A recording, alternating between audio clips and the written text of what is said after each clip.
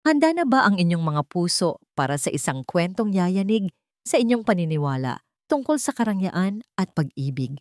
Samahan ninyo ako sa isang gabing puno ng pagnanasa, pagbagsak at pagbangon. Ako ang inyong lingkod, ang inyong tagapagsalaysay, na maghahatid sa inyo ng isang kwentong mag-iiwan ng marka. Sinasabi nila, ang isang iglap ng galit at pagmamataas ay kayang magpabagsak ng isang palasyong binuo ng pag-ibig. Ngunit paano kung ang palasyong yon ay nakatayo sa buhangin ng kasakiman? Ating pakinggan ang kwento ni Marikit sa kabanatang pinamagatang, Ang Sampal na Nagpabagsak sa Palasyo. Ang gabi ay perpekto. Para kay Marikit Reyes, hindi lang ito perpekto. Ito ay isang katuparan. Habang iniikot niya ang kanyang paningin sa Grand Ballroom ng Hacienda del Rosario, hindi niya maiwasang mapangiti. Ang mga naglalakihang chandelier na gawa sa kristal ay kumikinang na parang mga bituin sa kalangitan. Ang bawat bisita ay nakabihis sa kanilang pinakamagagarang kasuotan. Ang hangin ay puno ng halimuyak ng mamahaling pabango at ng tunog ng matatamis na tawanan. Ito na ang kanyang mundo. Ang mundong ipinagkait sa kanya noon, ngunit ngayon ay nasa abot kamay na niya. Marikit, you are glowing. Para ka talagang reyna. Bati ng isa sa kanyang mga kaibigan, habang hinahangaan ang kumikinang na brilyante sa kanyang daliri. Itinaas ni Marikit ang kanyang kamay, pinapadadaan ang ilaw ng chandelier sa kanyang engagement ring. Of course, Adel Rosario deserves nothing less. Sagot niya, may halong pagmamalaki sa kanyang boses. Lontian knows my worth. Sa isang sulok, nakita niya ang kanyang mapapangasawa, si Lontian del Rosario. Matipuno, guwapo, at higit sa lahat, ang nag-iisang tagapagmana ng lahat ng ito. Ngumiti ito sa kanya. Isang ngiting nagpapatunay na siya ang nagwagi. Siya ang pinili. Siya si Marikit, ang magiging susunod na Ginang del Rosario. Lumapit siya sa isa pang grupo ng mga amiga. Ang bawat hakbang niya ay puno ng kumpiyansa. Ang kanyang puting-puting gown na isinadya pa mula sa Paris ay humahaplos sa sahig na gawa sa marmol. So kailan na nga ba ang grand wedding of the year? Tanong ng isa. Soon, sagot ni Marikit. Habang sumisimsim sa kanyang champagne, pinaplano pa namin. Luntian wants it to be simple, but I told him, Darling, our love is not simple. It's grand. It has to be the grandest wedding this town has ever seen. Natawa ang kanyang mga kaibigan. Alam nila ang gusto ni Marikit at palagi niyang nakukuha ang gusto niya. Habang nagpapatuloy ang kwentuhan, isang matandang katulong na may dalang isang tray ng pagkain ang dumaan sa likuran ni Marikit. Marahil dahil sa pagod o sa dami ng tao, bahagyang natalisod ang matanda. Sa isang iglap, ang lahat ay nangyari ng napakabilis. Isang malamig at malagkit na salsa mula sa plato ang tumalsik at dumapo mismo sa makinis at puting tela ng kanyang gown. Isang malakas na gasp ang narinig mula sa mga nakapaligid sa kanya. Natigilan si Marikit. Dahan-dahan niyang ibinaba ang kanyang tingin. Isang malaking mantsa ng kulay kape na kaldereta ang sumisira ngayon sa perpektong kaputian ng kanyang damit. Para itong isang dumi sa isang malinis na canvas. Ang init ng dugo ay unti-unting umakyat sa kanyang ulo. Ang ngiti sa kanyang mga labi ay naglaho, napalitan ng isang matigas na linya. Ang kanyang mga mata na kanina lang ay puno ng saya, ngayon ay nag-aapoy sa galit. Dahan-dahan siyang lumingon sa matandang katulong. Ang babae ay nanginginig sa takot. Ang mukha nito ay namumutla. Pasensya na po, senyorita. Hindi ko po sinasadya. Garalgal na sabi ng matanda. Hindi sinasadya. Umalingaw-ngaw ang matigas na boses ni Marikit sa buong ballroom. Ang masayang pag-uusap ay biglang tumigil. Ang lahat ng mata ay napunta sa kanila. Tignan mo ang ginawa mo sa bestida ko. Alam mo ba kung magkano to? Baka katumbas na to ng buong buhay na sahod mo. Pipatawarin niyo po ako. Pupunasan ko po. Sabi ng matanda. Nanginginig na inilabas ang isang panyo mula sa kanyang bulsa at akmang pupunasan ang mantsa. Ngunit bago pa man dumapo ang kamay ng matanda sa kanyang damit, isang malutong na tunog ang pumuno sa katahimikan. Pak! Sinampal ni Marikit ang kamay ng matanda. Isang sampal na malakas, puno ng pagkasuklam. Sa lakas ng pagkakasampal, nabitawan ng matanda ang hawak nitong panyo at sa kanyang pag-atras, nasagi niya ang isang maliit na mesa sa tabi. Sa ibabaw ng mesa ay may isang lumang plorera na gawa sa luwad. Simple lang ang disenyo nito, hindi nababagay sa karangyaan ng lugar. Gumulong ito mula sa mesa at bumagsak sa sahig na marmol. Plag! Crash! Ang tunog ng nababasag na luwad ay umalingaw-ngaw sa bawat sulok ng silid. Ang plorera ay naging maliliit na piraso. Nagkalat sa paanan ni Marikit. Isang nakabibinging katahimikan ang bumalot sa paligid. Maging ang musikero ay napatigil sa pagtugtog. Ang lahat ay nakatingin, gulat at hindi makapaniwala. Si Marikit, sa gitna ng lahat ng ito, ay nakatayo pa rin ng tuwid. Sa kanyang isip, tama lang ang ginawa niya. Isang hamak na katulong ang sumira sa kanyang perpektong gabi. Isang hamak na katulong na dapat maturuan ng leksyon. Ngunit nang itaas niya ang kanyang paningin, ang nakita niya ay hindi ang takot sa mata ng mga bisita. Ang nakita niya ay ang mukha ni Lucian na nakatayo hindi kalayuan. Ang paghanga at pagmamahal sa mga mata nito kanina ay tuluyan ng naglaho. Ang naroon na lamang ay isang malamig, madilim na ekspresyon na hindi pa niya kailanman nakita. Para siyang binuhusan ng malamig na tubig. Isang kaba ang biglang gumapang sa kanyang dibdib. Dahan-dahang lumakad si Lucian palapit sa kanila. Ang bawat hakbang niya ay mabigat. Bawat yabag ay umalingaw-ngaw sa tahimik na ballroom. Huminto siya sa pagitan ni Marikit at ng matandang katulong na ngayon ay umiiyak na sa isang sulok. Hindi siya nakatingin kay Marikit. Ang kanyang mga mata ay nakatuon sa nagkalat na piraso ng basag na plorera. Nang sa wakas ay tumingin siya kay Marikit. Ang kanyang boses ay malamig. Malamig na parang yelo. Marikit, anong ginawa mo? Ang tanong ni Luntian ay parang isang matulis na patalim na tumusok sa nag-iinit na galit ni Marikit. Tila ba siya ang nasa mali? Siya na biktima rito. Anong ginawa ko? Ulit niya. Pilit na pinatatatag ang kanyang boses na may bahid ng pagkagulat. Luntian, darling, nakita mo ba ang ginawa niya sa gown ko? At isa pa, isa lang siyang katulong. Aksidente lang ang nangyari sa plorera. Sinubukan niyang abutin ang braso ni Luntian para ipaalala rito kung sino siya, kung sino ang dapat nitong kampihan. Ngunit umiwas ito. Ang simpleng pag-iwas na yon ay mas masakit pa sa isang sampal. Hindi siya pinansin ni Luntian. Sa halip, ang mga mata nito ay nanatiling nakatuon sa sahig, sa mga piraso ng basag na luwad. Pagkatapos ng ilang sandali, dahan-dahan itong lumakad. Pero hindi papunta sa kanya. Lumakad ito papunta sa sulok kung saan naroon ang matandang katulong na humihikbi pa rin sa takot at kahihiyan. Napatigil ang paghinga ni Marikit. Ang lahat ng bisita ay nanonood. Naghihintay kung ano ang susunod na mangyayari. Bakit mas binibigyan ng pansin ni Luntian ang isang hamak na utusan kaysa sa kanya, ang kanyang mapapangasawa? Sa harap ng daan-daang matang nakamasid, ginawa ni Luntian ang isang bagay na hindi inaasahan ng lahat. Lumuhod siya. Lumuhod siya sa sahig na marmol, sa harap ng matandang babae. Ang kanyang mamahaling tuxedo ay dumikit sa alikabok ng nabasag na plorera.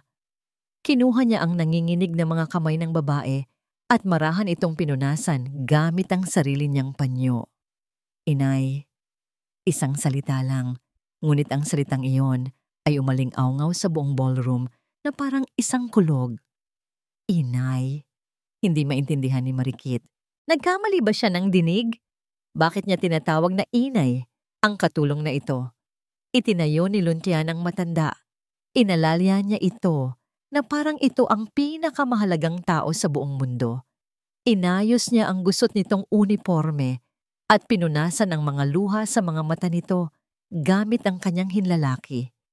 Nang humarap si Luntian sa mga bisita, ang kanyang mukha ay kalmado, ngunit ang kanyang mga mata ay nagliliyab sa isang emosyon na hindi pa nakikita ni Marikit dati.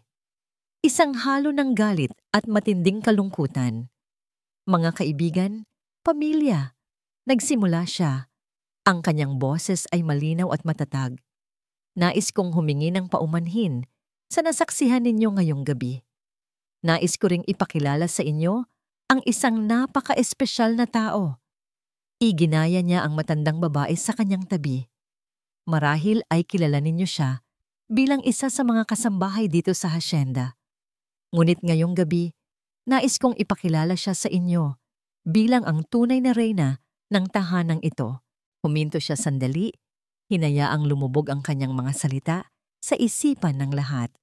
Siya po ang aking ina, si Ginang Liwayway del Rosario. Ang buong silid ay napuno ng bulungan, mga matang ng lalaki sa gulat, mga bibig na hindi makapagsalita. Si Marikit ay parang binuhusan ng isang baldeng yelo. Ang kanyang mga tuhod ay nanlambot. Ang tibok ng kanyang puso ay dumadagundong sa kanyang mga tainga. Ang matandang katulong, ang babaeng nilait niya. Sinigawan, sinampal, ay ang ina ni Luntian, ang matriarka ng pamilyang Del Rosario. Nais lamang po ng aking ina na makita ang tunay na pagkatao ng babaeng aking pakakasalan.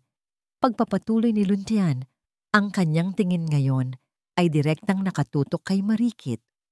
Ang bawat salita niya ay parang latigo na humahagupit sa kanyang pagkatao. Nais niyang masiguro na ang babaeng magdadala ng apelyidong Del Rosario ay may pusong ginto, hindi lamang kasuotang ginto. Ngunit ngayong gabi, malinaw na sa aming lahat ang katotohanan. Para siyang hinuhubaran sa harap ng lahat. Ang bawat tingin ng mga bisita ay parang mga karayom na tumutusok sa kanyang balat. Ang mga kaibigan niya kanina na pumupuri sa kanya, ngayon ay nakatingin sa kanya na may halong awa at pangungutya. Sa wakas, naglakad si Luntian palapit sa kanya. Ang pagitan nila ay parang isang malalim na bangin. Marikit, sabi niya. Ang pangalan niya ay parang lason sa dila nito. Hinubad nito ang singsing mula sa kanyang daliri. Ang brilyanteng kumikinang kanina ay tila nawalan ng lahat ng kinang. Ang kasal ay kanselado na. Hinawakan ni Luntian ang kanyang kamay, hindi para aliwin siya, kundi para ilagay sa kanyang palad ang malamig na singsing. Pagkatapos ay binitawan siya nito na parang isang basahan.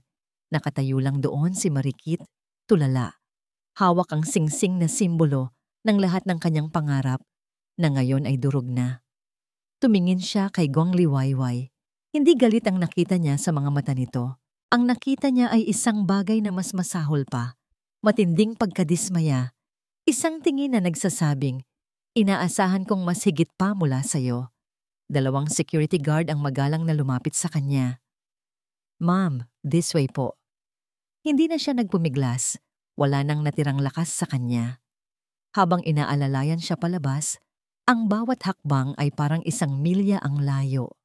Ang bawat bulungan ay isang insulto. Ang bawat tingin ay isang hatol. Nang makalabas siya ng Grand Ballroom at madaanan ng mahabang pasilyo, ang malaking pinto ng Hacienda del Rosario ay isinara sa kanyang likuran. Ang tunog ng pagsasara nito ay parang isang hatol ng kamatayan sa kanyang kinabukasan. Naiwan siyang mag-isa sa labas ng malaking gate sa gitna ng madilim na gabi. Ang kanyang magarang gown ay may mantsa. Ang kanyang perpektong mundo ay basag na. Nanginginig, kinuha niya ang kanyang telepono. At sa eksaktong sandaling iyon, umilaw ito. Ang pangalan ng kanyang ina ang nakarehistro. Huminga siya ng malalim, umaasang makakarinig ng kahit konting pag-alo. Ma... Sabi niya, garalgal ang boses. Ngunit ang narinig niya sa kabilang linya ay hindi pag-alo, kundi isang boses na puno ng pagkasindak at pag-iyak. Anak, anak, nasaan ka? Ang bangko, ang mga assets natin. Wala na, bangkarote na tayo. Kinuha na ng bangko ang lahat. Ang telepono ay nahulog mula sa kanyang kamay. Ang mga salita ng kanyang ina, kasabay ng pagsasara ng gate ng hasyenda, ay ang huling dagok. Ang kanyang mga tuhod ay tuluyan ng bumigay. Napaluhod siya sa malamig na semento, sa labas ng paraisong nagpabagsak sa kanya. Wala nang natira. Lahat ay nawala. Ang bigat ng katawan ni Marikit ay katumbas ng bigat ng kanyang kaluluwa. Nanatili siyang nakaluhod sa malamig na semento sa labas ng gate ng hasyenda. Ang putik at dumi ay kumakapit na sa kanyang mamahaling gown. Ang mga salita ng kanyang ina ay paulit-ulit na umuugong sa kanyang isipan. Isang nakakabinging kong anunsyo ng katapusan. Bangkarote na tayo. Kinuha na ng bangko ang lahat. Parang isang masamang panaginip. Ilang oras lang ang nakalipas, siya ang reyna ng kanyang mundo. Ang bawat tao ay yumuyukod sa kanyang ganda, sa kanyang kapangyarihan. Ngayon, wala na siyang kahit ano. Ang lalaking kanyang pakakasalan ay tinalikuran siya. Ang yaman na kanyang inaasahan ay naglaho na parang bula. At ang sarili niyang pamilya, ang pundasyon na akala niya'y matatag, ay gumuho na rin. Hindi niya alam kung paano siya nakauwi. Ang biyahe ay malabo, isang pagkakasunod-sunod ng mga ilaw at anino. Ang tanging malinaw sa kanya ay ang tanawin na bumungad sa kanya pagdating niya sa kanilang mansyon. O sa kung ano ang natira rito, ang malaking pinto ay nakabukas. Ang mga gamit na dati maayos na nakalagay sa loob ay nagkalat ngayon sa labas, nababalot sa karton at plastik. Ang kanyang ina ay umiiyak habang pinupulot ang ilang mga natirang gamit. Ang kanyang ama ay nakaupo sa isang sulok. Ang mukha ay nakasubsob sa kanyang mga palad. Ang balikat ay nanginginig. Ang mga mamahaling painting ay tinanggal na sa pader. Nag-iwan ng mga bakas ng kanilang dating karangyaan. Ang malambot na karpet ay nilulun na. Ang naiwan na lang ay ang malamig at hubad na sahig. Ma? Pa? Anong nangyayari? Tanong ni Marikit, kahit alam na niya ang sagot. Tumingin ang kanyang ina, ang mga mata nito'y mugto sa kaiiyak. Anak, wala na. Wala na talaga. Ang utang ng papa mo, lumaki ng lumaki. Akala namin makakabawi tayo pag nakasal ka na kay Luntian. Ang mga salitang iyon ay parang mga punyal. Kaya pala, ang lahat ng ito, ang kanyang kasal, ay hindi lang para sa kanya. Ito ay ang huling barahan ng kanyang pamilya. At ipinatalo niya ito. Kinabukasan, nilisan nila ang bahay na kinalakihan ni Marikit. Mula sa isang mansyon na may 10 kwarto at malawak na hardin, sila'y nagsiksikan sa isang maliit, masikip na apartment sa isang lumang gusali sa syudad. Amoy alikabok at luma ang hangin. Ang pintura sa mga pader ay natutuklap na. Iisang bumbilya lang ang nagbibigay liwanag sa buong sala. Ito na ang bagong realidad ni Marikit. Isang bangungot. Sa unang mga araw, hindi siya lumalabas ng kwarto. Nakahiga lang siya, nakatitig sa kisame na may mga mantsa ng tubig. Sa isang desperadong sandali, kinuha niya ang kanyang telepono. Nanginginig ang kanyang mga daliri habang hinahanap ang pangalan ni Luntian. Please, sagutin mo. Please. Magpapaliwanag ako. Magmamakaawa ako. Tinawagan niya ito. Isang ring, 2, 3, 4.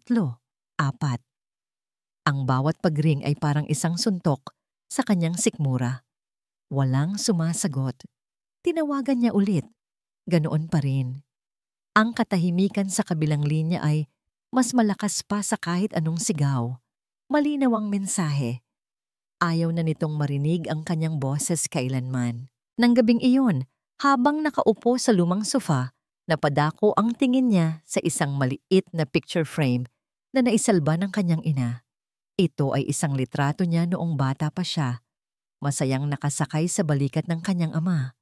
Ang kanyang ama noon ay mukhang malakas, makapangyarihan, ang hari ng kanilang mundo. At isang alaala ang bumalik sa kanya. Nasa isang party sila, katulad ng party sa hasyenda. 10 taong gulang pa lang siya noon. Ang negosyo ng kanyang ama ay biglang bumagsak.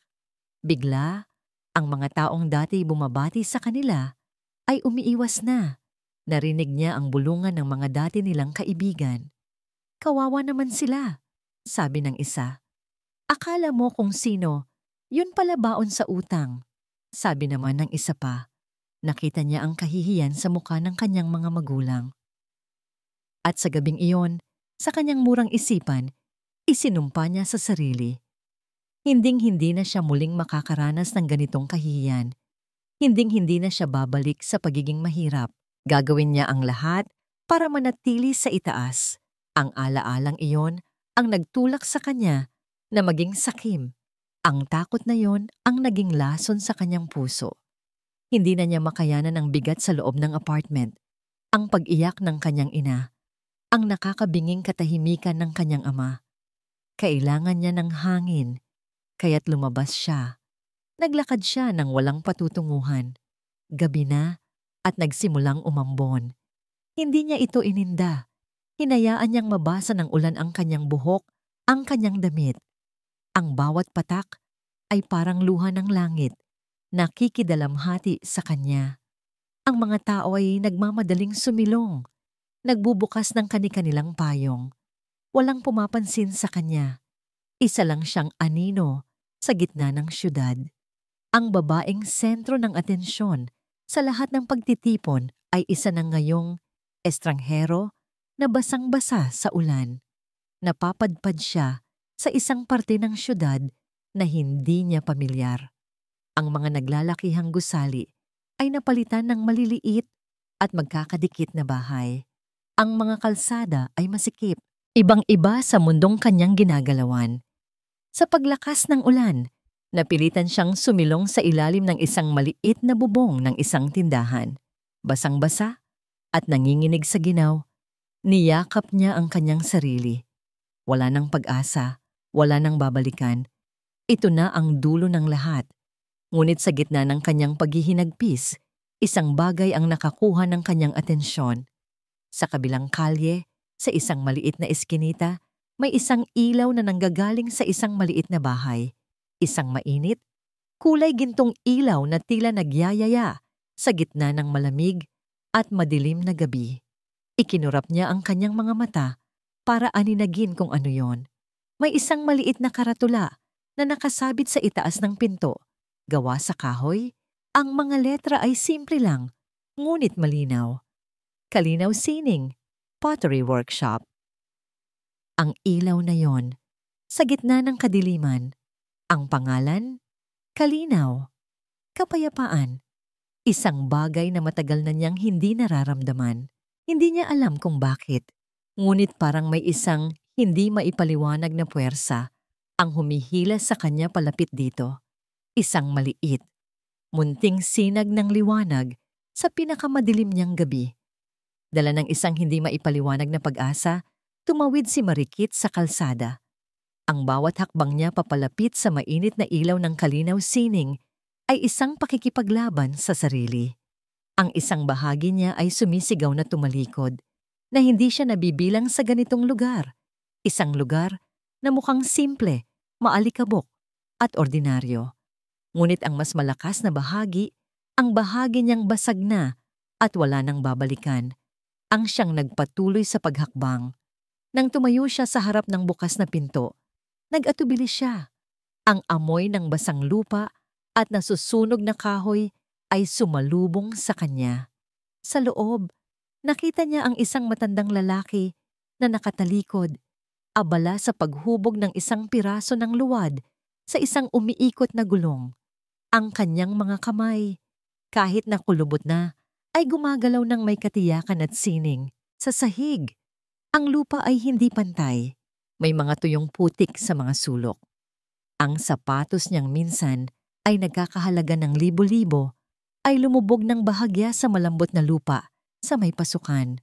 Napapikit siya. Ito na ang pinakamababang antas ng kanyang buhay. May kailangan ka, Ineng? Nagulat si Marikit sa biglang pagsalita ng matanda. Hindi man lang ito lumingon, ngunit alam nitong may tao sa kanyang likuran. Dahan-dahan siyang pumasok, niyakap ang sarili para itago ang panginginig. Ako po, naghahanap po ba kayo ng trabaho? Kahit ano po. Ang mga salita ay tila kahiya-hiyang lumabas sa kanyang bibig. Siya si Marikit Reyes na naguutos noon, ngayon ay nagmamakaawa. Huminto sa pag-ikot ang gulong. Dahan-dahang lumingon ang matanda. Ang mukha nito ay puno ng mga linya ng panahon. Ang mga mata nito ay matalas. Tila binabasa ang buong pagkatao niya sa isang tingin lang. Tiningnan siya nito mula ulo hanggang paa, mula sa kanyang basang buhok, sa kanyang mamahaling gown na may mantsa, hanggang sa kanyang sapatos na nabahiran ng putik. Hindi ito nagtanong kung sino siya, saan siya galing, o bakit ganoon ang kanyang itsura. Wala itong sinabi tungkol sa kanyang nakaraan. Sa halip, ang mga mata nito ay bumaba sa isang walis tingting na nakasandal sa pader. Marunong ka bang magwalis? Simpleng tanong nito. Natigilan si Marikit. Magwalis? Kailanman sa buong buhay niya ay hindi siya humawak ng walis. Ngunit ang nakita niya sa mga mata ng matanda ay hindi pangungutya, kundi isang hamon. Isang simpleng tanong na may malalim na kahulugan. Dahan-dahan siyang tumango. Oo po? Tumayo ang matanda at kinuha ang walis. Iniabot ito sa kanya. Sige, simulan mo sa labas. At kapag natapos ka, may isang salansan ng luwad doon sa likod na kailangang masahin. Walang pag-aalinlangan na kinuha ni Marikit ang walis. Ang hawakan nito ay magaspang sa kanyang malalambot na palad. Nagsimula siyang magwalis. Noong una, siya'y totoong clumsy. Ang alikabok ay lumilipad lang kung saan-saan. Ngunit sa paglipas ng mga minuto, natutunan niya ang tamang ritmo, ang tamang diin. Ang simpleng gawain ng paglilinis ay nagbigay sa kanya ng isang bagay na pagtutuunan ng pansin, isang paraan upang itaboy ang masasakit na alaala. Pagkatapos magwalis, hinarap niya ang luwad. Mabigat ito at malamig. Sinubukan niyang masahin ito gaya ng nakita niyang ginagawa ng matanda. Ngunit ang kanyang mga braso ay madaling nangalay. Ang kanyang mga kuko na dati laging perpektong nakamanicure ay napuno ng putik. Napasandal siya sa pader, hingal na hingal habang pinagmamasdan ang kanyang maruruming kamay. Nais niyang maiyak sa frustrasyon, ngunit hindi siya sumuko. Nagpatuloy siya. Araw-araw, ganoon ang kanyang naging routine. Pagwawalis, pagmamasa ng luwad, paglilinis ng mga gamit. Ang matandang artesano na nalaman niyang si Mang Lando pala ay bihira siyang kausapin. Ngunit palagi itong nakamasid. Isang hapon, pagkatapos ng isang nakakapagod na araw, napaupo si Marikit sa isang sulok. Nakita niya si Mang Lando na may hawak na isang basag na tasa. Maingat nitong pinagdidikit ang bawat piraso. Pagkatapos ay kumuha ito ng isang maliit na lalagyan na may lamang gintong pulbos at isang bagay na parang pandikit. Nanonood lang si Marikit, nabibighani. Dahan-dahan at maingat na pinunuan ni Mang Lando ng gintong pandikit ang bawat lamat ng tasa. Hindi niya ito itinago. Sa halip, lalo pa niyang pinatingkad. Ang mga linya ng pagkasira ay naging mga ugat na gawa sa purong ginto. Ang isang bagay na dapat ay basura na, isang bagay na itinuturing na sira, ay dahan-dahang nagiging isang kakaibang obra maestra. Mas maganda pa ito kaysa sa dati nitong anyo. Ang mga pilat nito ang naging pinakamaganda nitong katangian. Hindi na malayan ni Marikit na tumutulo na pala ang kanyang mga luha. Sa tasang yun, nakita niya ang kanyang sarili. Basag. durog, puno ng mga lamat. Nang matapos si Mang Lando, inilapag nito ang tasa sa ilalim ng ilaw. Kumikinang ang mga gintong linya. Tumingin ito sa kanya at sa unang pagkakataon, isang bahagyang nangiti ang sumilay sa mga labi nito. Kinuha nito ang isa pang basag na platito mula sa isang kahon. Inilapag nito iyon sa harap ni Marikit. Bago mo buuin ang iba, mahinahon ngunit may diin na sabi ni Mang Lando, subukan mo munang intindihin kung bakit ito nabasag. Ilang linggo na ang nakalipas mula sa gabing iyon, ngunit para kay Luntian del Rosario, ang mga piraso ng basag na florera ay nakakalat pa rin sa sahig ng kanyang alaala. Ang Hacienda del Rosario, na dati puno ng buhay at tawanan, ngayon ay nababalot ng isang hindi karaniwang katahimikan. Bawat sulok ay nagpapaalala sa kanya ng kahihiyan, ng sakit, ng pagtataksil. Madalas niyang natatagpuan ang sarili na nakatitig sa espasyo kung saan dating nakalagay ang florera. Ang florerang ginawa ng kanyang ama para sa kanyang ina, isang simbolo ng kanilang simpleng pagmamahalan. Ang florerang winasak ng babaeng inakala niyang mamahalin niya habang buhay. Ang galit niya kay Marikit ay hindi pa humuhupa. Ito ay parang isang baga na patuloy na nag-aalab sa kanyang dibdib. Ngunit sa ilalim ng galit na yon, mayroong isang bagay na mas malalim. Isang bagay na ayaw niyang aminin kahit sa sarili niya. Isang matinding panghihinayang. Nasasaktan siya hindi lang dahil sa ginawa ni Marikit, kundi dahil sa katotohanang nagkamali siya ng pagkilala sa kanya. Luan anak, napalingon siya. Ang kanyang ina, si Gong Tan Liwayway, ay nakatayo sa may pinto ng kanyang opisina. Medyo mahina pa ito, ngunit mayroon ng bahagyang kulay sa mga pisngi nito. Inay, bakit po kayo bumangon? Magpahinga lang po kayo, sabi niya, puno ng pag-aalala. Ayos lang ako, sagot ng ina. May pilit na ngiti. May bisita ka. Bago pa man siya makapagtanong, isang pamilyar na boses ang narinig niya mula sa likuran ng kanyang ina. Tita Liwayway, Luan, kumusta po kayo? Pumasok si Dalisay Cruz, isang matagal ng kaibigan ng kanilang pamilya. Simple lang ang suot nitong bestida. Ang buhok ay nakapusod lang ng simple. Sa kanyang mga kamay, may dala itong isang basket na naglalaman ng mga prutas at isang lalagyan ng pagkain. Ang kanyang damnang ngiti ay kasing init ng sikat ng araw sa umaga. Siya ang kompletong kabaligtaran ng karangyaan ni Marikit. Dalisay, bati ni Luntian, bahagyang nagulat. Mabuti naman kami. Ikaw? Ayos lang, sabi ni Dalisay, habang maingat na inilalapag ang basket sa mesa. Nabalitaan ko po ang nangyari, tita, kaya dinalhan ko po kayo ng paborito ninyong arroz caldo. Mainit pa. Ngumiti lang ng bahagya si Gengar Liwayway. Salamat, Hija. Nag-abala ka pa. May kung anong lamig sa boses ng kanyang ina, ngunit hindi ito pinansin ni Luntian. Marahil ay mahina pa rin ito. Kinagabihan, niyaya ni Dalisay si Luntian na maglakad-lakad sa hardin. Ang hangin ay sariwa. Sa una, tahimik lang sila. Si Luntian ay nagpapasalamat sa presensya ni Dalisay. Ito ay isang welcome distraction mula sa kanyang mabibigat na iniisip. Kawawa ka naman, Luan. Basag ni Dalisay sa katahimikan, ang boses niya ay puno ng awa. Hindi mo to deserve. You gave her everything.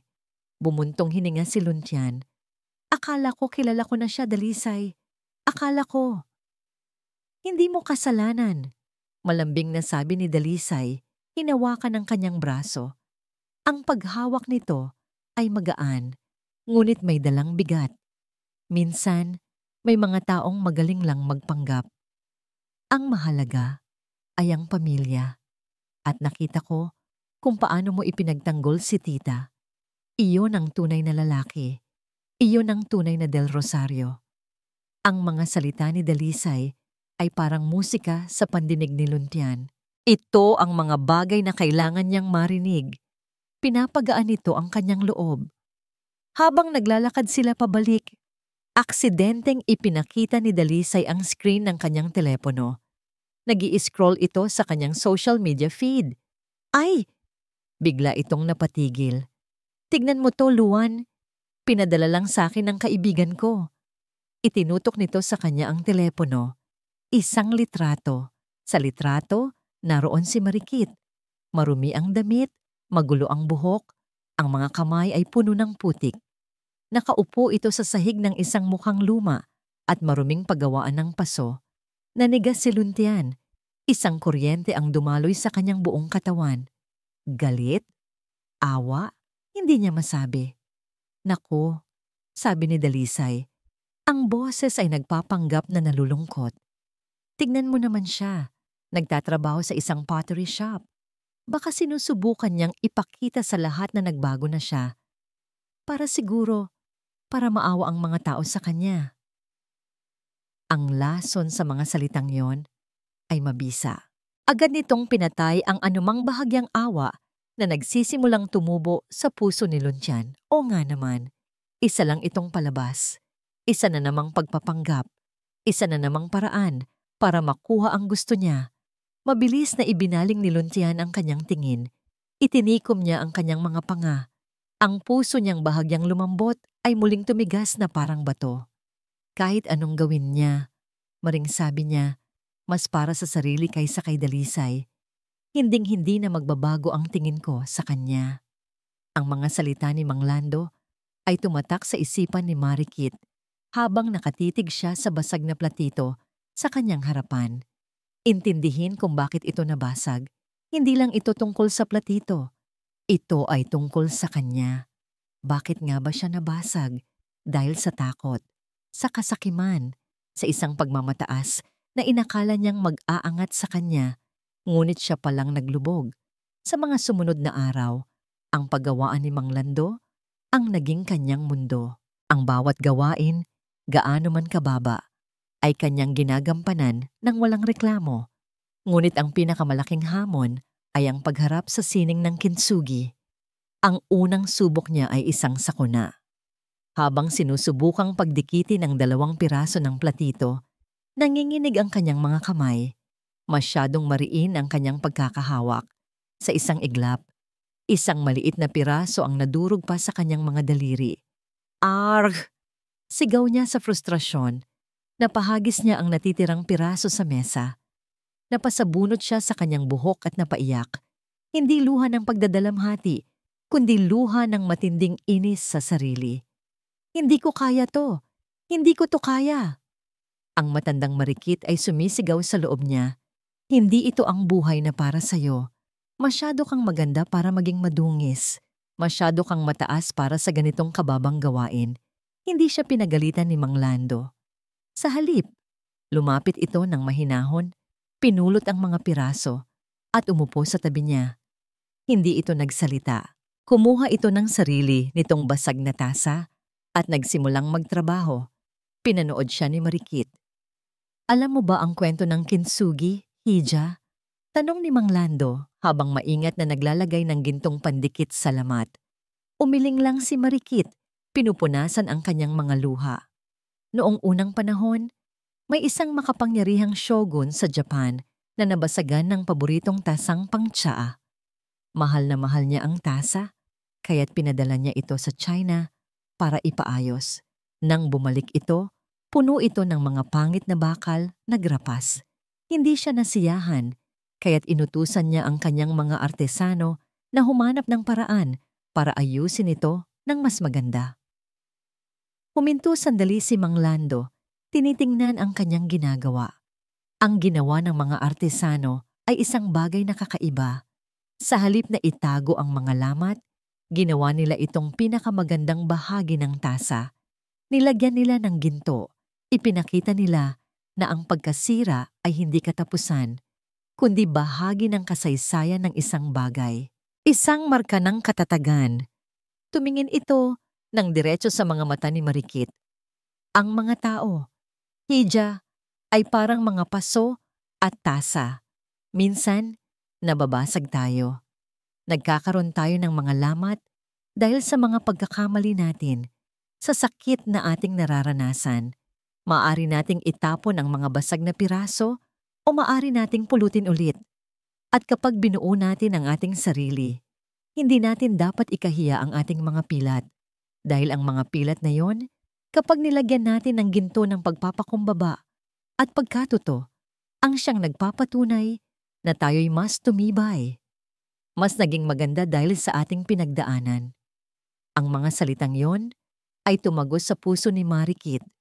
Ang bawat salita ay parang tubig na dahan-dahang pumapatay sa apoy ng kanyang galit sa sarili. Kinabukasan, may bagong determinasyon sa kanyang mga mata. Kumuha siya ng isang maliit at simpleng mangkok na may isang malinis na lamat sa gitna. Huminga siya ng malalim. Sinimulan niyang magtrabaho, ngunit ngayon, iba na. Ang kanyang mga kamay ay kalmado na. Ang kanyang paghinga ay malalim. Ang kanyang buong atensyon ay nasa kanyang ginagawa. Dahan-dahan. Maingat. Puno ng pasensya. Nang matapos siya, tinitigan niya ang kanyang gawa. Isang gintong linya ang tumatawid sa gitna ng mangkok. Hindi ito perpekto. May bahagyang kakapalan sa isang dulo, ngunit buo na ito. At sa isang paraan, mas may kwento ito ngayon. Hindi niya namalayan, isang ngiti ang unti-unting sumilay sa kanyang mga labi. Hindi ito ang nangiting pang social media o ang nangiting para sa mga litrato. Ito ay isang nangiting totoo mula sa kaibuturan ng kanyang puso. Isang nangiting nagmula sa isang bagay na siya mismo ang gumawa. Isang bagay na siya mismo ang nagbuo. Sa pagtatapos ng linggo, iniabutan siya ni Mang Lando ng ilang lukot na pera. "Sahod mo," sabi nito. Tinitigan ni Marikit ang pera sa kanyang palad. Mas maliit pa ito sa ginagastos niya dati para sa isang tasa ng kape. Ngunit ngayon, ito ang pinakamahalagang perang nahawakan niya sa buong buhay niya. Hindi siya umuwi kaagad. Naglakad siya papunta sa isang maliit na karinderya sa kanto. Umorder siya ng isang tasang kanin at isang simpleng adobong manok.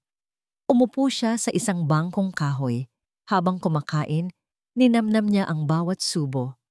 Ang alat, ang asim, ang init ng kanin. Mas masarap pa ito sa lahat ng mamahaling steak at caviar na natikman niya sa buong buhay niya. Dahil ito ay kanya. Pinagpaguran niya, pinaghirapan niya. Habang pauwi na siya sa workshop, may isang babae mula sa baryo ang humarang sa kanya. Medyo nahihiya ito. "Ikaw po ba si Marikit?" tanong nito. Tumango siya. May iniabot ang babae sa kanya. Isang bulto ng tela na maingat na tinalian. "Pinabibigay po ni Gongang Liwayway," mahinang sabi ng babae. Nanigas si Marikit. Ang pangalan pa lang ay sapat na para pabalikin ang lahat ng sakit. "Sabi niya po," nagpatuloy ang babae. Baka daw kaya mong buuin muli." Iniwan ng babae si Marikit na nakatayo roon, hawak ang bigkis ng tela. Nanginginig ang kanyang mga kamay habang dahan-dahan niyang kinakalag ang tali. Nang bumukas ito, halos mabitawan niya ang hawak. Sa loob ng tela ay ang mga piraso ng pamilyar na luwad, ang mga piraso ng plorerang sumira sa kanyang buhay, ang plorera ng mga Del Rosario. Nakatitig si Marikit sa mga basag na piraso ng plorera na nakalatag sa kanyang mesa. Ang bawat piraso ay parang isang salamin na nagpapakita ng kanyang pinakamalaking pagkakamali.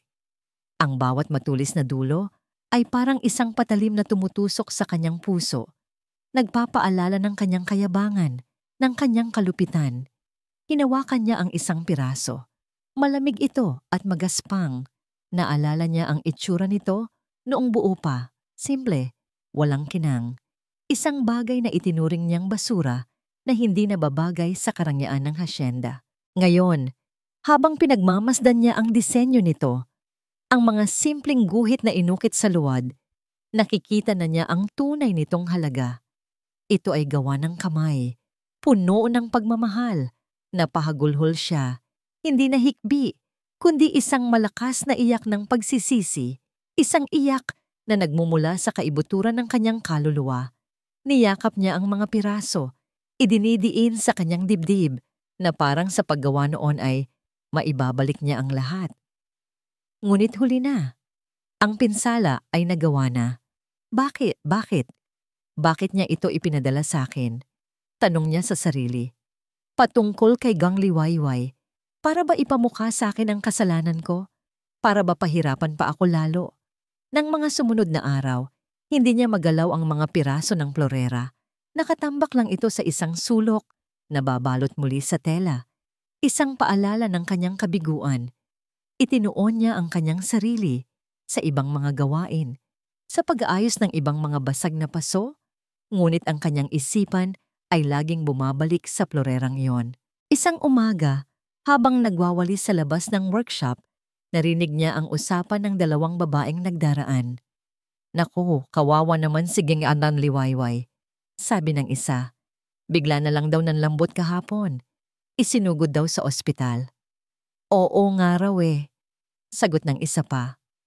Sabi ng pamangkin ko na nagtatrabaho sa hasyenda, sobrang dinamdam daw yata talaga ang nangyari sa party. Mula noon, palagi na raw matamlay. Natigilan si Marikit. Nabitiwan niya ang walis tingting. Ang tunog ng pagbagsak nito sa lupa ay halos hindi niya narinig. Ang mga salita ng dalawang babae ay parang mga dagundong ng kulog sa kanyang pandinig. Isinugod daw sa ospital. Sobrang dinamdam daw yata talaga ang nangyari sa party. Isang matinding kirot ang biglang kumalat sa kanyang dibdib, mas matindi pa sa gutom o pagod na kanyang naranasan. Hindi lang pala ang florera ang kanyang sinira. Sinira rin niya ang puso ng isang mabuting tao. Ang kanyang kalupitan ay nag-iwan ng isang sugat na mas malalim kaysa sa kanyang inakala. Ang pagkakasakit ni Gangan Liwayway. Kasalanan niya. Parang siyang nawalan ng hangin. Napasandal siya sa pader, ang kanyang mga binti ay nanginginig.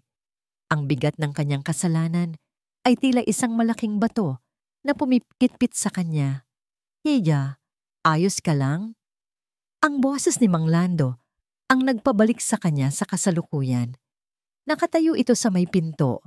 May pag-aalala sa kanyang mga mata. Hindi siya makasagot. Tumangulang siya ng bahagya. Ngunit ang kanyang mga mata ay nagsusumbong ng lahat. Pumasok siya pabalik sa loob ng workshop. Tulala. Ang kanyang tingin ay napako sa bigkis ng tela sa sulok. Ang mga piraso ng florera sa loob nito ay hindi na lang simbolo ng kanyang kayabangan. Simbolo na rin ito ng buhay at kalusugan ng isang taong kanyang sinaktan. Naupo si Mang Lando sa kanyang karaniwang upuan at nagsimulang magtrabaho sa isang piraso ng luwad. Ang silid ay puno ng katahimikan. Tanging ang tunog lang ng kanyang mga kamay sa basang lupa ang maririnig. Matapos ang ilang sandali, nagsalita ito. Ang boses niya'y mahinahon na parang nagkukwento lang sa hangin. Mayroon akong isang matalik na kaibigan. Pagsisimula niya, magkababata kami. Simpleng-simple lang ang kanyang buhay, ngunit napakayaman ng kanyang puso. Isang araw, nakilala niya ang isang lalaking tagalungsod.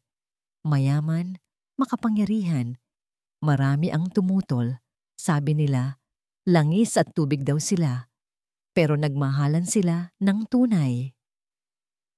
Hindi tumitingin si Marikit, ngunit nakikinig siya. Ang bawat salita ay hinihigop ng kanyang isipan. Noong nagsisimula pa lang sila, mahirap ang buhay. Iniwan ng lalaki ang karangyaan para sa kanya. Sa kanilang unang anibersaryo, walang pambili ng regalo ang lalaki. Kaya't pumunta siya sa ilog, kumuha ng luwad mula sa pampang na kinalakihan ng kanyang asawa at ginawan niya ito ng isang simpleng florera. Walang pintura, walang kinang, puro luwad lang. Ngunit para sa kaibigan ko, iyon ang pinakamahalagang regalo sa buong mundo. Huminto si Mang Lando at tumingin sa kawalan na parang inaalala ang nakaraan. Ang florerang iyon, ang naging simbolo ng kanilang pagmamahalan. Isang paalala na ang tunay na yaman ay hindi nakikita sa ginto, kundi sa pag-ibig na hinubog ng sarili mong mga kamay. Tumingin ito kay Marikit. Ang kanyang mga mata ay puno ng kahulugan. Ang kaibigan kong yon ay si Liwayway at ang lalaking yon ay ang yumaong si Don Ricardo del Rosario. Sa sandaling yon, ang huling piraso ng depensa sa puso ni Marikit ay gumuho. Ang plorera ay hindi lang isang simpleng plorera. Ito ang pundasyon ng pamilyang del Rosario. Ito ang kwento ng pag-ibig nila at winasak niya ito. Dinurog niya ito na parang wala itong halaga. Ang pagsisisi niya ay naging isang napakalaking alon na handa siyang lunurin. Nanginginig, tumayo siya. Lumakad siya papunta sa sulok at kinuha ang mga piraso ng plorera. Ibinalik niya ito sa mesa at inilatag ng maingat ang bawat piraso. Kailangan niyang buuin ito. Hindi para kay Luntian, hindi para makuha muli ang kanilang yaman. Kailangan niyang buuin ito para kay Ging Liwayway. Bilang isang dasal, bilang isang paghingi ng tawad, nagdesisyon siya.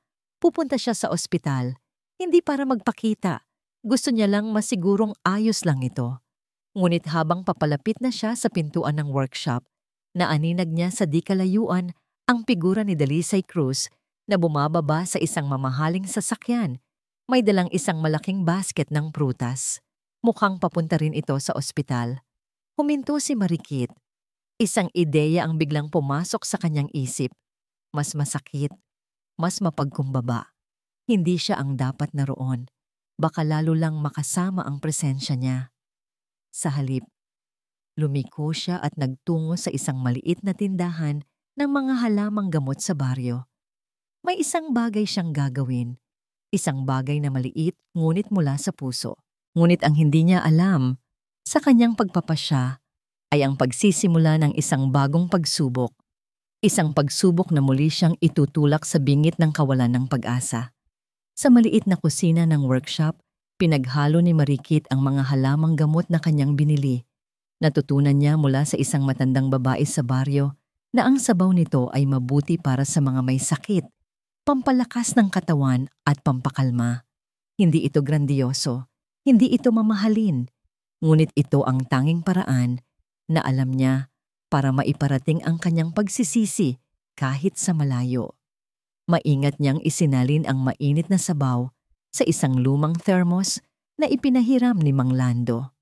Dala-dala ang maliit na pag-asang ito. Naglakbay siya papunta sa ospital. Hindi siya dumaan sa pangunahing pasukan. Naglakad siya sa likod, sa daanan ng mga empleyado para iwasan ang atensyon. Ang kanyang plano ay simple. Iabot lang ito sa isang nurse at sabihing para kay Gingan Liwayway mula sa isang nagmamalasakit. Hindi na niya kailangang magpakilala. Nang makarating siya sa pasilyo kung nasaan ang silid ni Gengag Liwayway, huminga siya ng malalim. Ngunit bago pa man siya makahanap ng nurse na mapag-iiwanan, isang boses ang pumigil sa kanya. At anong ginagawa mo rito? Ang boses ay matamis, ngunit puno ng lason. Nilingon ni Marikit. Nakatayo roon si Dalisay. Nakapameywang, ang kanyang mga mata ay nagniningning sa tagumpay. Di Dalisay, nauutal na sabi ni Marikit. Ako. May ibibigay lang sana ako para kay Tita Liwayway. Tiningnan ni Dalisay ang hawak niyang thermos nang may pagkasuklam.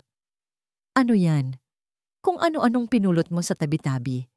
Baka lalo mo lang siyang lasunin sa mga dalamong yan. Halamang gamot ito. Mabuti to sa kanya. Mahinang paliwanag ni Marikit. Pilit na pinatatatag ang sarili. Talaga? Sarkastikong sabi ni Dalisay. Lumapit ito. Ang kanyang bawat hakbang ay puno ng panghahamak.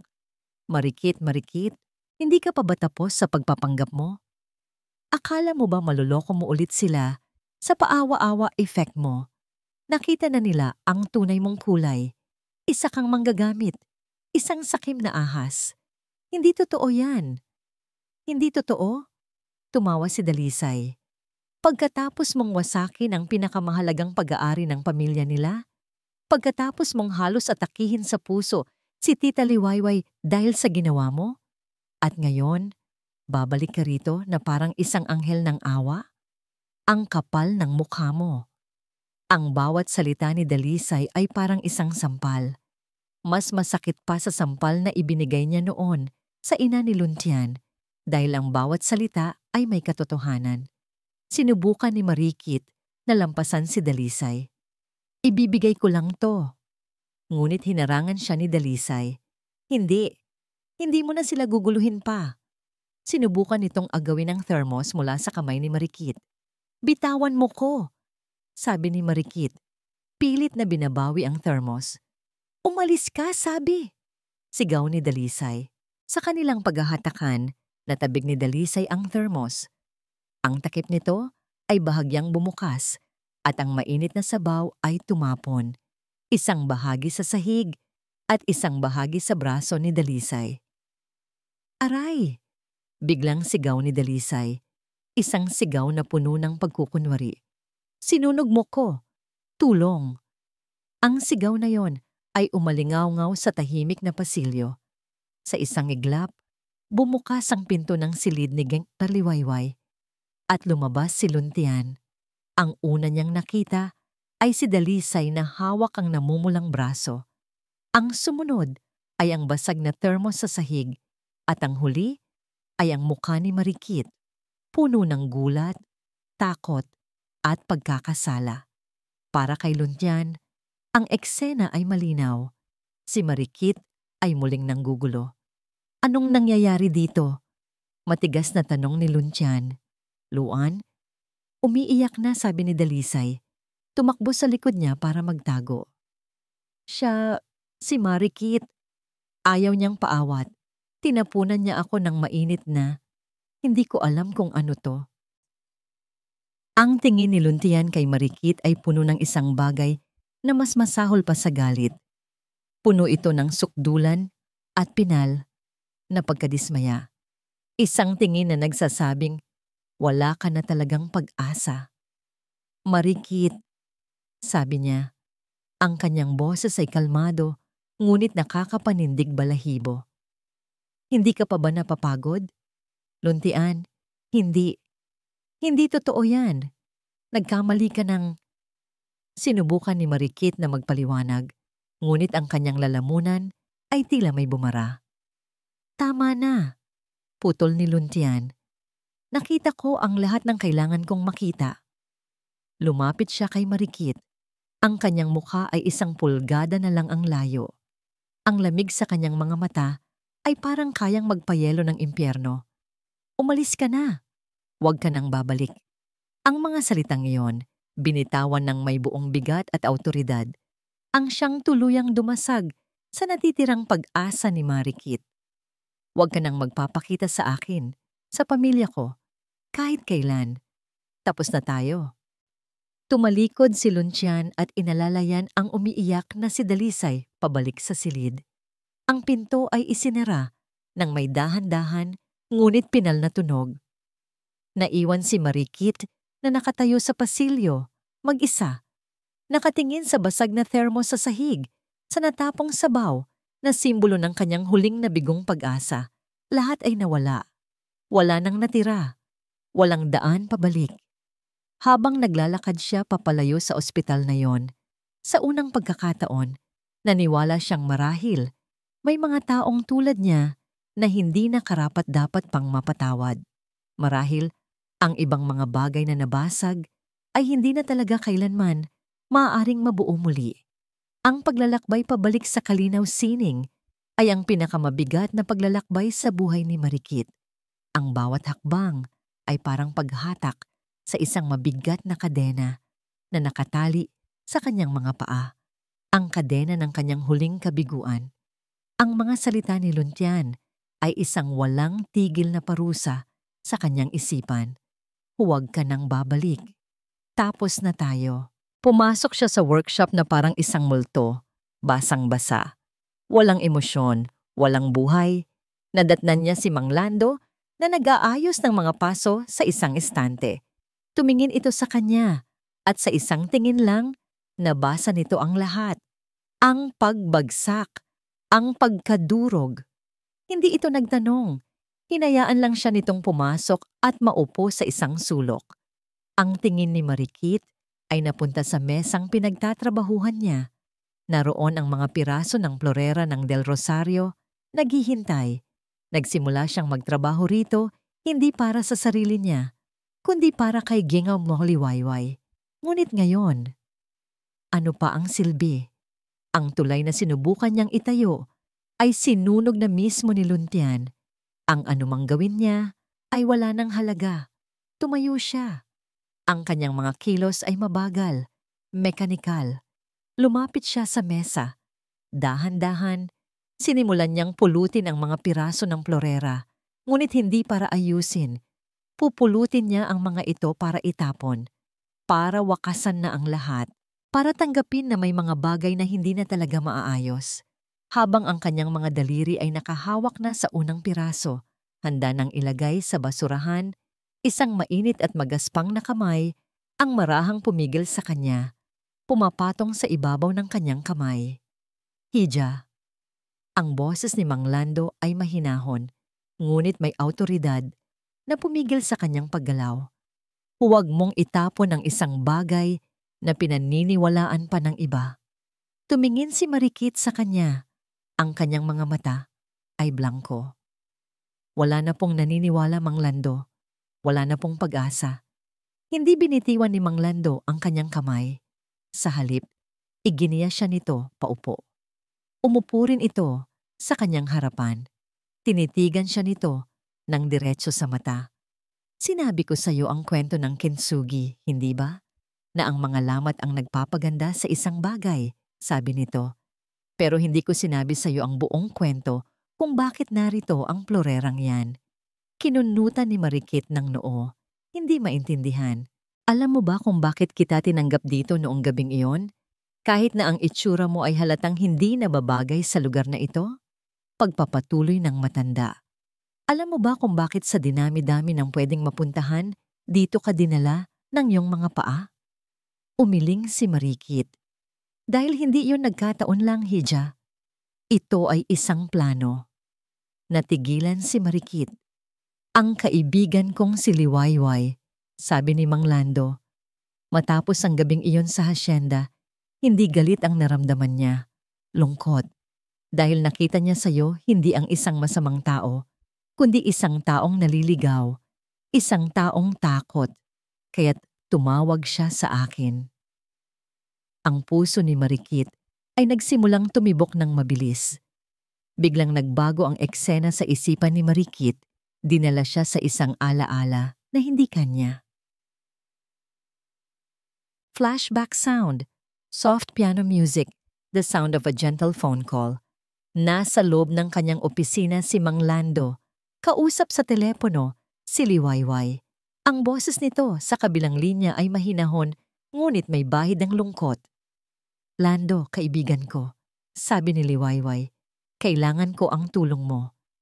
Ano yon, Liway? Ang sabi ni Luan ay hindi maganda ang iyong pakiramdam. Hindi ang katawan ko ang may sakit, Lando, kundi ang puso ko para sa batang iyon. Sagot ni Liwayway. Ang pagbagsak ang pinakamabisang guro, ngunit kailangan niya ng isang lugar kung saan siya matututo. Isang lugar kung saan matututunan niyang pulutin ang sarili niyang mga piraso.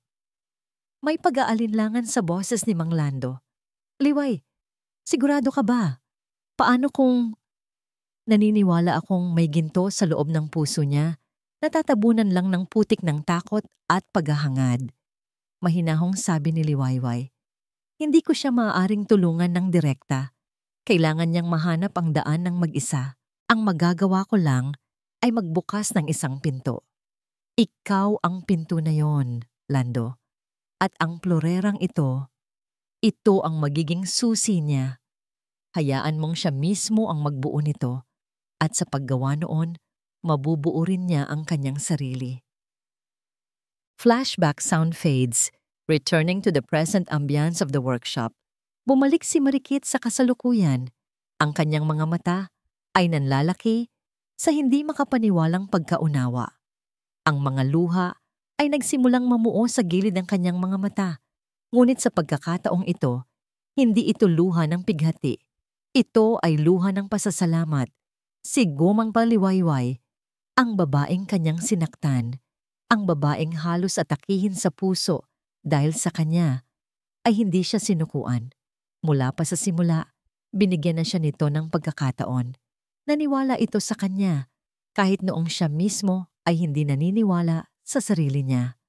Ang lahat ng nangyari, ang kanyang pagkatagpo sa workshop, ang pagkatuto niya ng kintsugi, ang pagdating ng florera, lahat ay bahagi ng isang tahimik na pag-abot ng kamay.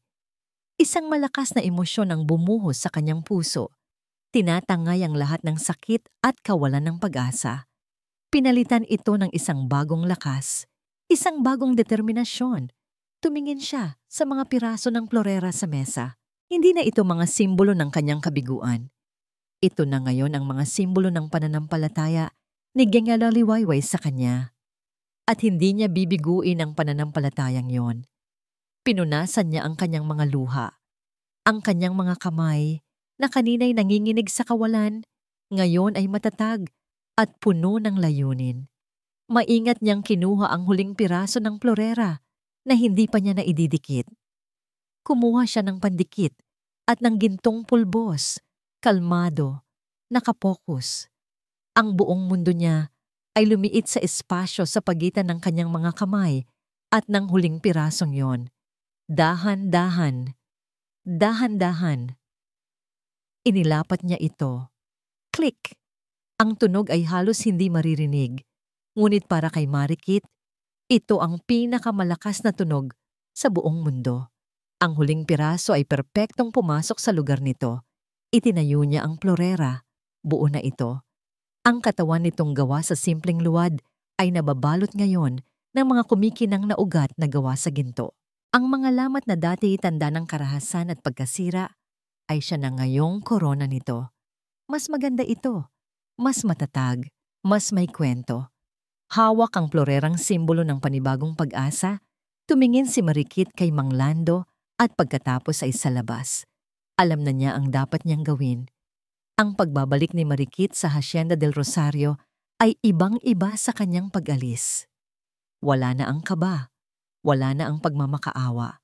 Ang tanging dala niya ay isang tahimik na determinasyon at isang kahon na maingat niyang yakap-yakap. Hindi na siya nag-abalang dumaan sa malaking pinto. Dumiretso siya sa hardin, sa lugar kung saan alam niyang madalas nagpapahinga si Gengel Aliwayway. At naroon nga sila. Si Luntian at si Dalisay magkatabing nakaupo sa isang bench habang si Gengel Aliwayway naman ay nakaupo sa isang silyang de gulong, nakatingin sa malayo. Nang makita nila si Marikit, sabay-sabay silang natigilan. Ang mukha ni Luntian ay agad na nagdilim. Si Dalisay naman ay tumayo, handa nang magbuga ng apoy. "POV switch, Luntian." Nang makita ni Luntian si Marikit na papalapit, isang pader ng galit ang muling tumayo sa kanyang puso. Ano na naman ang ginagawa niya rito? Hindi pa ba siya tapos? Ang sakit ng kanyang ginawa sa ospital ay sariwa pa. Ilang beses ko bang sasabihin sa'yo na ayaw ka na naming makita? Malamig niyang sabi, humaharang sa daan nito. Ngunit si Marikit ay hindi natinag, hindi ito umiiyak, hindi ito nagmamakaawa. Tumingin lang ito sa kanya ng diretso sa mata at sa isang iglap, nakita ni Luntian ang isang bagay na iba. Isang kapayapaan, isang katatagan na hindi niya pa nakikita rito dati. POV switch, Marikit. Hindi pinansin ni Marikit ang pagbabanta ni Luntian. Ang kanyang mga mata ay nakatuon sa ina nito. "Gengel Aliwayway," mahinahon niyang sabi. Dahan-dahang lumingon ang matanda. Nang makita siya nito, walang gulat sa mga mata nito. Tanging isang malumanay na pag-aabang. "Ano na naman itong drama mo, Marikit?" Singit ni Dalisay, ang boses ay puno ng pangiinis. "Wala ka na bang ibang paraan para makuha ang atensyon nila?" Hindi lumingon si Marikit kay Dalisay. Sa halip, maingat niyang inilapag. Sa mesang nasa gitna nila ang kahon na dala niya. Dahan-dahan niya itong binuksan. Ang sikat ng araw ay tumama sa bagay na nasa loob. Natigilan ang lahat. Maging si Luntian ay napaatras ng bahagya. Naroon ang plorera. Buo na. Ngunit hindi na ito ang dating simple at payak na plorera. Ang katawan nito ngayon ay may mga ugat na ginto, kumikinang sa ilalim ng araw. Ang bawat lamat, bawat pirasong nabasag, ay napalitan ng isang linya ng purong ginto. Mas maganda ito. Mas may dignidad. Nandito po ako hindi para humingi ng tawad sa inyo, Luntian, sabi ni Marikit. Ang kanyang boses ay malinaw at hindi nanginginig. Dahil alam kong wala akong karapatan. Nandito ako para ibalik ang isang bagay na hindi sa akin. Tumingin siya kay Gengek Liwayway at para magpasalamat. Magpasalamat? Tumawa si Dalisay. Para saan? Sa pagsira mo sa buhay nila? Nagpapasalamat po ako. Pagpapatuloy ni Marikit na parang walang narinig. Dahil sa pagkasira ng plorerang ito, natutunan ko ang tunay na halaga ng mga bagay, na ang isang bagay ay hindi nagiging basura dahil lang sa nabasag ito, na ang mga lamat, ang mga pagkakamali ay hindi dapat ikahiya, bagkus dapat tandaan, dahil iyon ang nagpapatibay sa atin. Ang kanyang mga mata ay nagsimulang mamasa. Nalaman ko po ang kwento ng plorerang ito. Nalaman ko na ito ay simbolo ng pagmamahal. At sa pagbuo ko nito, naunawaan ko na ang pag-ibig ay hindi tungkol sa perpektong itsura, kundi sa pag-aalaga at pagbuo muli. Gaano man ito kahirap. Ang galing mong magsalita, sabi ni Dalisay. Isang malaking palabas. Huwag kayong maniniwala sa kanya, Luan. Tita! Ngunit bago pa man makapagsalita si Luntian, isang kamay ang marahang itinaas ni Ganunga Liwayway. Pinatatahimik ang lahat. Tumingin siya kay Dalisay. Ang kanyang boses, bagamat mahina, ay may bigat na parang bakal. Dalisay anak, sabi niya, nasa ospital ako ng araw na yon. Mahina ang aking katawan, ngunit hindi ang aking pandinig. Narinig ko ang lahat mula sa kabilang pinto. Namutla si Dalisay. Narinig ko ang iyong mga panunukso. Narinig ko ang iyong sigaw na walang dahilan. Narinig ko kung paano mo sinadyang itapon ang sabaw na dala niya para sa akin. Pagpapatuloy ni Gangal Liwayway. Ang kanyang mga mata ay lumipat kay Marikit. At narinig ko rin kung paano kanya pinalayas, Luan. Para kay Luntian, ang mga salita ng kanyang ina ay parang isang malakas na sampal. Bigla niyang naalala ang eksena sa ospital.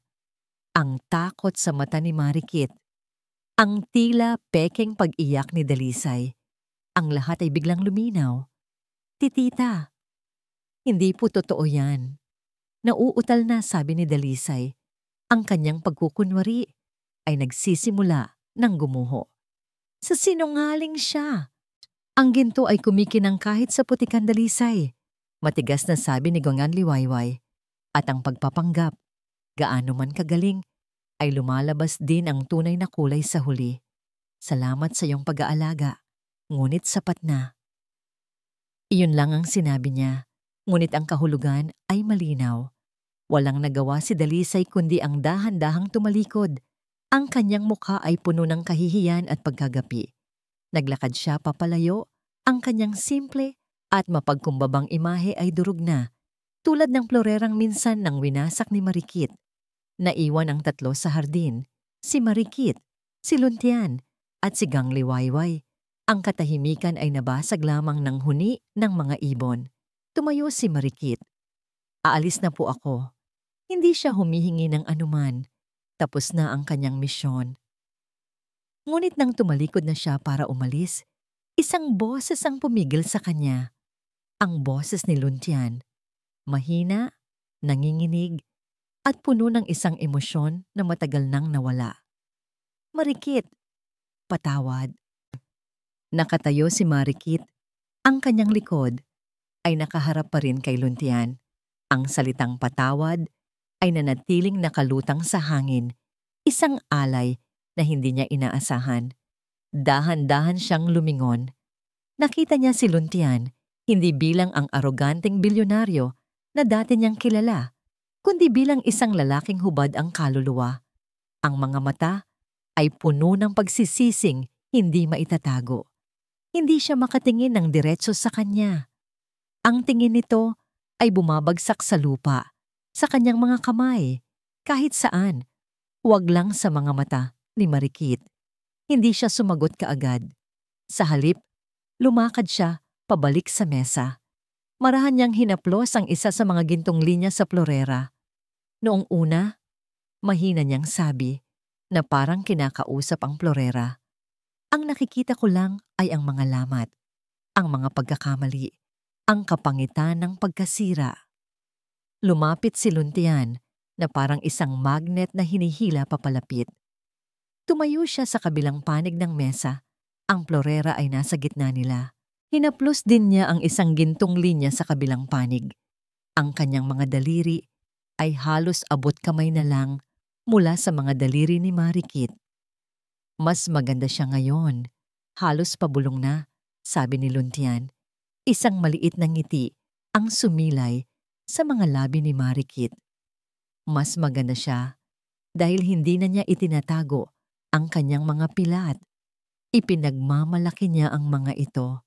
Ang bawat lamat na ito ang nagpapatunay na dumaan siya sa isang bagay na mahirap, ngunit nanatili pa rin siyang buo. Mas matibay. Sa wakas, nag-angat siya ng tingin at sinalubong ang mga mata ni Luntian. Pinapatawad na kita, Luntian. Isang nakikitang ginhawa ang dumaan sa mukha ni Luntian. Ngunit ang sinabi ni Marikit kasunod noon, ang tunay na nagpagulat sa kanya. At pinapatawad ko na rin ang sarili ko. Sabi niya, iyon pala ang pinakamahirap sa lahat. Mayroong bagong liwanag sa mga mata ni Marikit. Isang liwanag na hindi nanggagaling sa mamahaling alahas o magagarang damit. Ito ay isang liwanag na nagmumula sa loob. Marikit, ako, pwede ba nating... Nagsimula si Luntian. Ang kanyang boses ay puno ng pag-asa. Ngunit pinigil siya ni Marikit sa pamamagitan ng isang marahang pag-iling. Luntian, ang Marikit na minahal mo o ang Marikit na inakala mong minahal mo ay wala na. Dinurog siya kasama ng florerang ito. Hinawakan niya ang palad ni Luntian at inilagay dito ang isang bagay na maliit at malamig, ang engagement ring. Ngunit ang Marikit na narito ngayon, pagpapatuloy niya, ay masaya na. Natagpuan ko ang sarili ko sa paggawa ng putik, sa pagbuo ng mga bagay na sira, at doon muna ako. Babalik ako sa Kalinaw Sining. Iyon na ang tahanan ko. Ito ang huling pagsubok. Ang lumang Luntian ay marahil magagalit, iisiping tinatanggihan siya. Ngunit ang bagong Luntian ay tumingin sa kanya ng may bagong pag-unawa. Nakita niya hindi ang pagtanggi, kundi ang pagpapahalaga sa sarili. Kung ganoon, mahinang sabi ni Luntian, pwede ba akong magsimula ulit? Hindi bilang si Luntian del Rosario, ang bilyonaryo, kundi bilang si Luan, isang lalaking gustong matutunang buuin muli ang tiwala, piraso bawat piraso.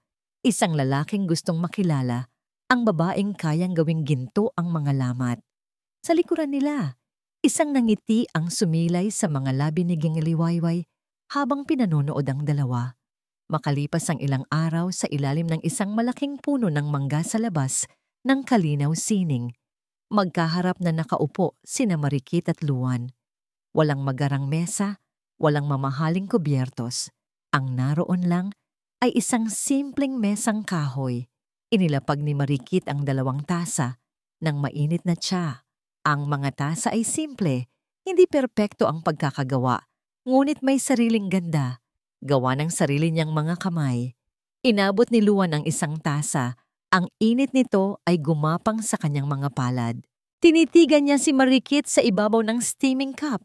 Ang kanyang mukha ay walang kolorete, ang kanyang buhok ay nakatali lang ng simple, may ilang bahid ng putik sa kanyang pisngi. At sa mga mata ni Luan, hindi pa siya kailanman naging ganito kaganda. Sumimsim sila sa kanilang tsa, sa isang komportableng katahimikan. Walang mga pangako, walang mga plano, tanging isang panibagong simula dahan-dahan na hinuhubog tulad ng luwad sa umiikot na gulong. Sa hardin ng Hacienda del Rosario, sa gitna ng sala, nakalagay ngayon sa isang espesyal na pedestal ang isang florerang gawa sa luwad. Ang katawan nito ay puno ng mga pilat, ngunit ang bawat pilat ay kumikinang na parang ginto, isang walang hanggang paalala na ang mga bagay at ang mga puso ay maaaring maging mas maganda pagkatapos mabasag. At dito po nagtatapos ang makulay na kwento ni na Marikit at Luntian. Mula sa kaibuturan ng aking puso, maraming salamat sa inyong walang sawang pagsama sa amin sa paglalakbay na ito. Ang pagsulat sa bawat kabanata ng kanilang istorya ay isa ring paglalakbay para sa akin. Isang paglalakbay na puno ng iba't ibang emosyon, mula sa galit at pagkadismaya hanggang sa pag-asa at tuluyang paghilom.